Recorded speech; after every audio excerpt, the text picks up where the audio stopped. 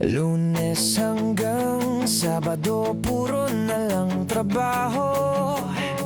At pagsapit ng Linggo, kailangan may negosyo. Maghanap ng raket. At bakit?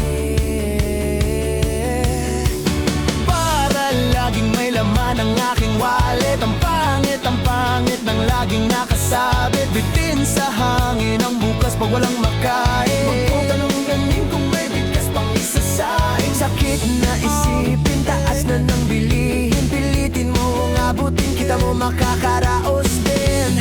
Oh yeah, oh yeah. Nung una, inyo ba kayang naalala? Sa Hahiho meron akong ibinibenta. Special offer day, special offer day. Shampoo Friday, Special offer day, Shampoo Friday, shampoo day. Shampoo Friday. May libre kayong toothbrush. May libre kayong toothbrush. May libre kayong toothbrush.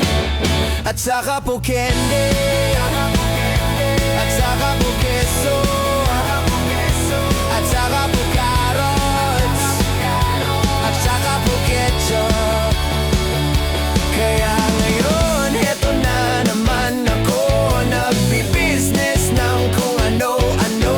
Merong ballpen, pentel pen. At pwede mo rin akong maging boyfriend. Basta't 7 uwi na ako sa amin. Kasi meron pa akong gagawin. Magpapasuso nitong alaga kong tuta. Malusog, mabait, masigla. Yeah! Uy! Meron isang chick, gusto niya raw akong ma-meet. Umorder siya sa'kin at bibili ng meat. Tong aking longganisa, ang kanyang kursunada. Kasi malaki, kasi mataba at mahaba. Ako'y kaniyaya doon sa kanila. Huwag daw akong mahiya at siya'y nag-iisa. Huli ka na, patitikim ko na. O sige na, malapit na. O eto na, ilalabas ko na. O eto na, nako. O tinda kong longganisa. O tinda ko, tinda kong longganisa. O tinda ko. Here we go.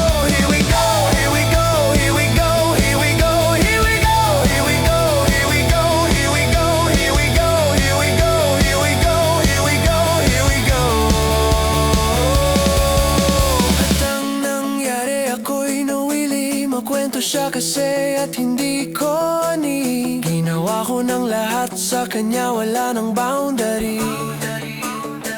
Sinakayan ko na siya kasi sinakan niya na rin ako. Ngunit nang bilangin ko ang tuwang inabot niya sa palad ko, kulang pa ang sabi ko. Tanong niya ay magkano.